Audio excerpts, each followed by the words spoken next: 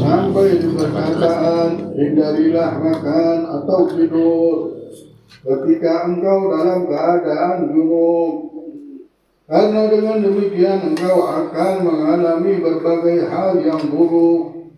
Jika engkau tidak mampu untuk segera mandi, maka setidaknya jangan sampai kau tidak membersihkan kemaluan dan berwudu. Minimal bersihkan kemaluan. Kalau bisa wudu juga bersihkan wajah. La ilaha illallah Muhammadur Rasulullah. Hendaknya engkau selalu memperbaharui wudu setiap kali akan melaksanakan sholat fardu. Sunnahkan kita memperbaharui wudu setiap sholat. Dia masuk sholat, wudu lagi. Oh, belum batal wudunya, tidak apa-apa. Namanya tajdidul wudu, memperbaharui wudu itu sunnah bagus sekali. Dan berusahalah agar engkau selalu dalam keadaan suci. Ketika setiap kali berhadas, maka perbaharuilah wudu, karena wudu adalah senjata seorang mukmin. Setiap kali senjata itu siap, maka musuh tidak berani mendekatimu. Kalau ada kita lihat, ada keluarga kita kayak orang minum, ada kayak orang suruh terus saja. Kita bingung nyuruh dia apa-apa, suruh banyak dulu. Batal wudu lagi, insya Allah jauh dari sihir, insya Allah jauh dari penyakit malas, insya Allah jauh dari penyakit-penyakit yang disenangi oleh syaitan, dan syaitan bisa duduk di badan orang tersebut. Berkat wudu insya Allah. Ada seorang lelaki mendatangi Al-Imam Al-Syekh Abdul Hasan Asy-Syadzili radhiyallahu anhu. Ia meminta beliau mengajarinya ilmu kimia. Lalu beliau menyuruhnya untuk menetap di tempat beliau selama setahun. Namun dengan syarat setiap kali ia berhadas, ia harus memperbaharui wudu dan sholat 2 rakaat.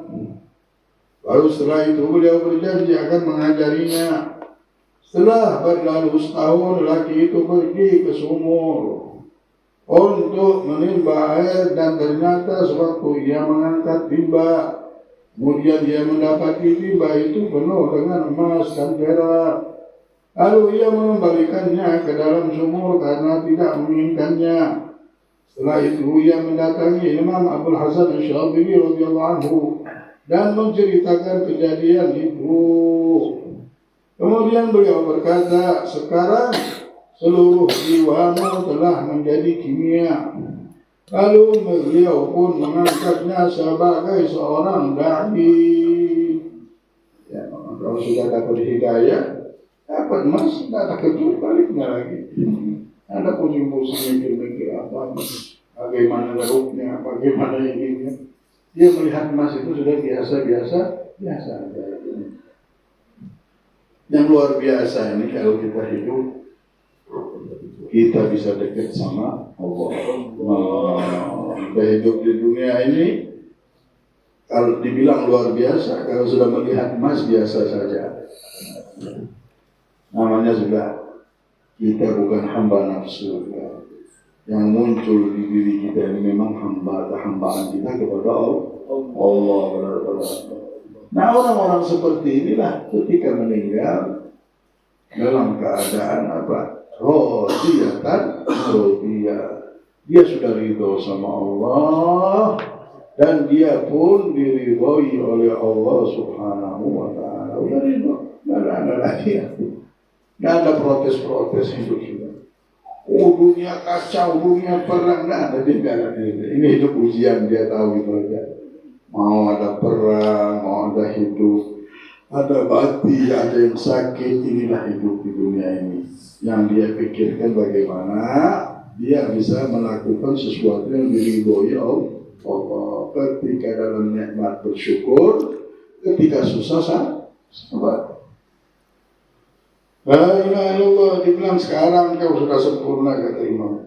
Kemudian beliau berkata, sekarang seluruh jiwamu telah menjadi kimia. Lalu beliau pun mengangkatnya sebagai seorang da'i. Jalankanlah sholat 2 rakaat. Dia bilang, Setelah suruhnya kita puasa banyak wudu, kalau ada batal berwudu lagi. Ada barokahnya nih. Coba aja amalkan batal wudu. Ini wudu. Jalankanlah sholat 2 rakaat setiap kali selesai wudu.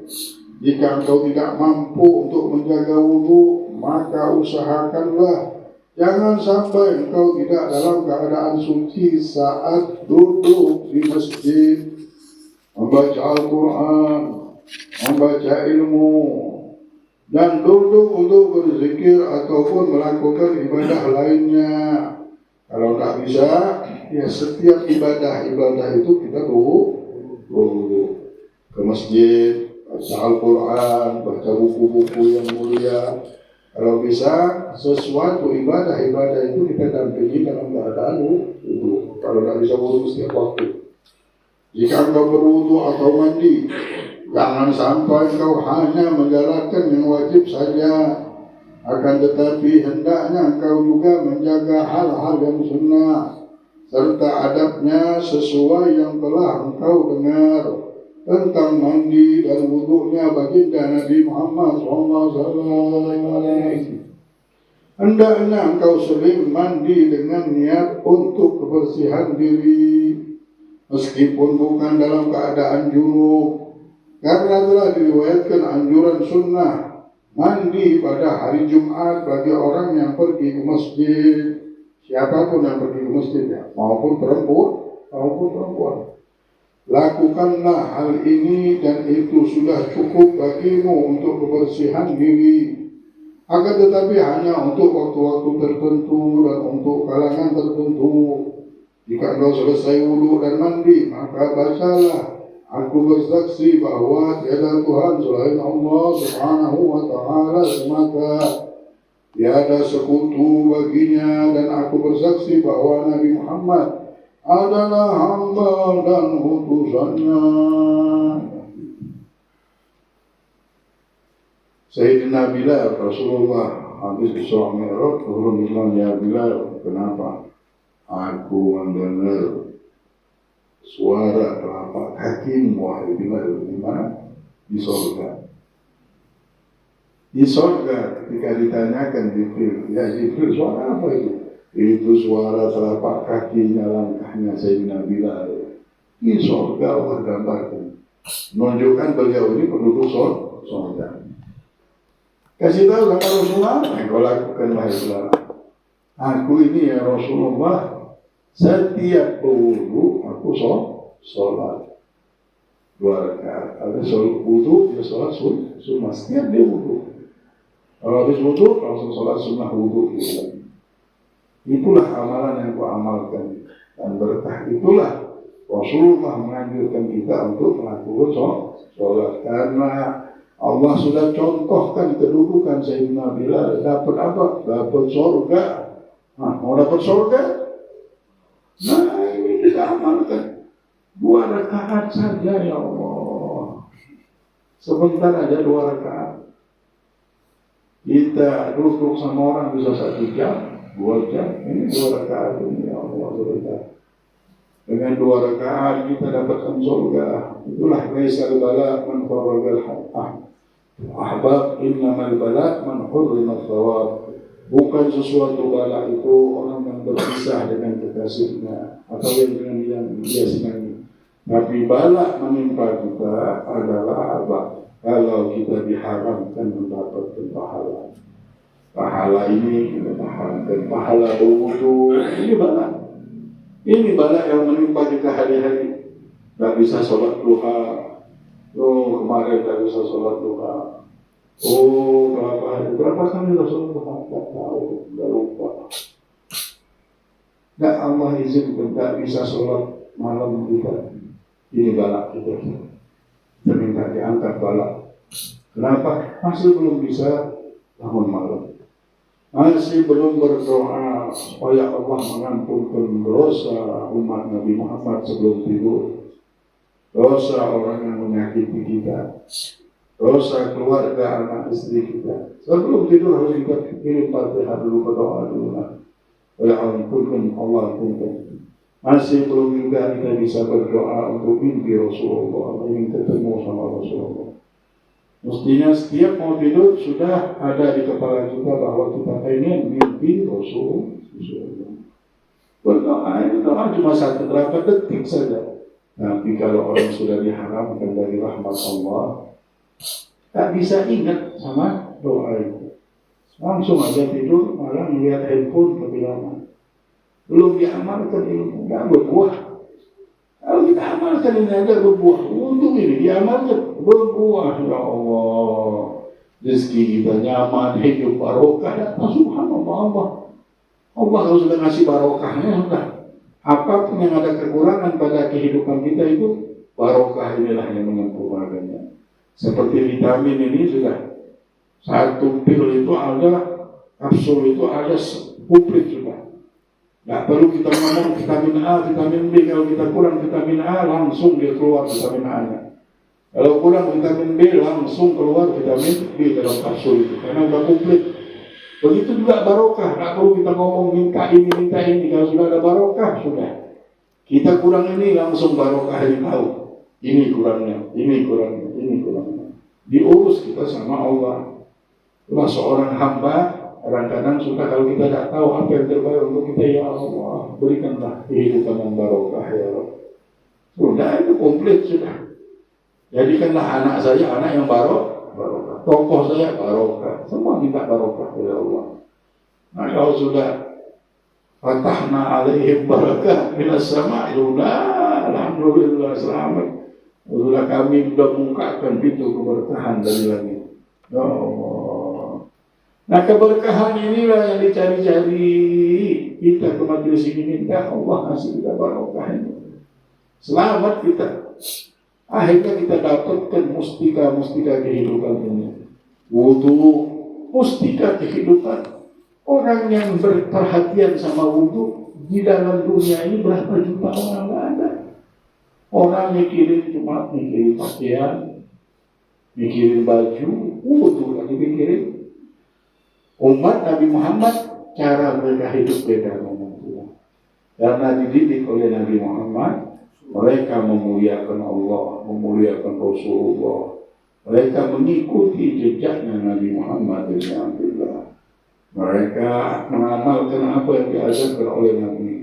Nabi suruh wudu mereka. Ini wudu adalah perisai. Wudu ini adalah senjata kita. Sampai disebutkan di hadis kalau kita keluar dari wudu, maka Allah Subhanahu wa taala bilang wala yarumanna illa, tidak ada yang harus dicela kalau ada apa-apa kecuali dirinya sendiri. Kenapa? Kita keluar tak pakai wudu. Kalau ada apa-apa, kena sihir, kata apa, jangan ada yang dicela, jangan ada yang disalahkan kecuali diri sendiri. Jadi maksudnya kalau mau keluar dulu baru bisa. Baru. Orang dulu masuk ke rumah dari luar ketemu orang ini gitu. Masuk ke rumah wudu sholat 2 rakaat. Supaya apa? Supaya nggak baik-baik itu keluar. Nggak ada yang masuk. Nggak ada yang ikut ke rumah kita. Begitu juga keluar berwudu sholat 2 rakaat. Nggak bisa sholat 2 rakaat berwudu minimal. Ketemu orang tuh, ketemu orangnya, ada baju cincin kasih, ada setangkah, tentang apalah, inilah macam-macam. Ini zaman ya Allah, ada orang kekurangan. Setiap hari ada orang jualan, subhanallah. Masalah apa? Ya, sakti-saktian ini sudah. Jual ini, jual itu, jual cincin ini bisa itu, macam-macam. Akhirnya dia anak ditelepon. Kenapa? Ini ada orang jual pakaiannya Abah Guru. Ini sudah banyak benar pakaian Abah Guru di sini juga. Banyak benar pakaiannya Abah Guru ini. Ada berapa biji? Biar ada orang udah tahu lagi sudah jual 10 juta. Ini orang merusak aja. Mau cari duit aja. Banyak benar tapi pakaiannya Abah Guru dia. Maka wallahu a'lam bishawab. Ya, Maulud itu sudah berapa? Mungkin orang lain berapa? Sedikit-sedikit cincinnya bang, lah sorbannya lah, ininya lah. Habis-habis dia. Iya. Sudahlah saya bilang, ente sibuk sama itu, kalau mau sibuk berwudu. Ini jelas hadisnya ada.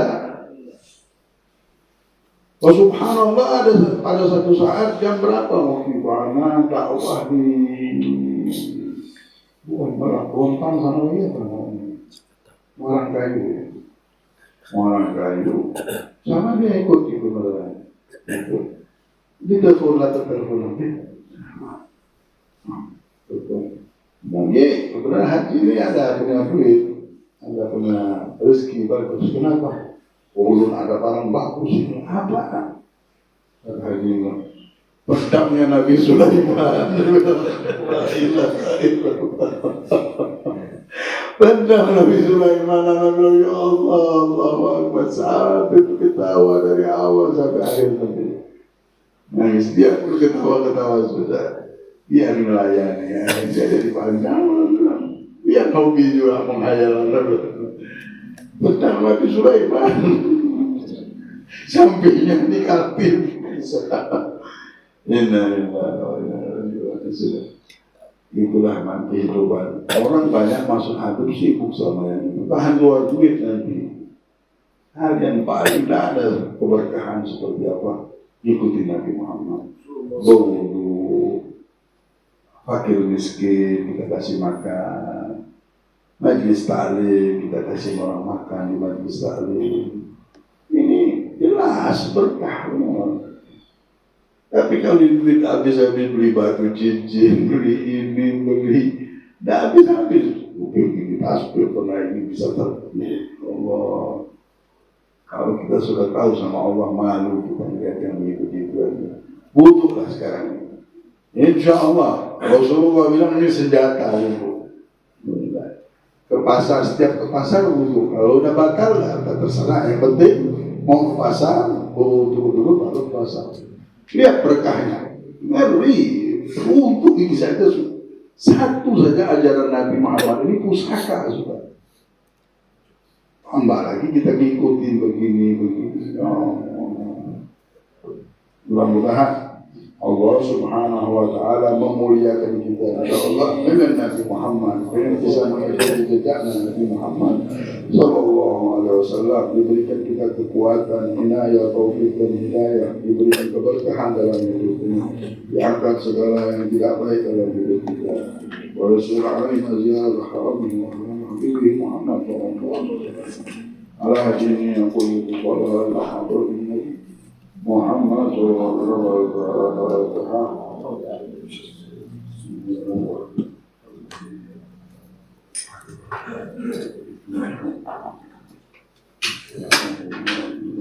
Ya Allah.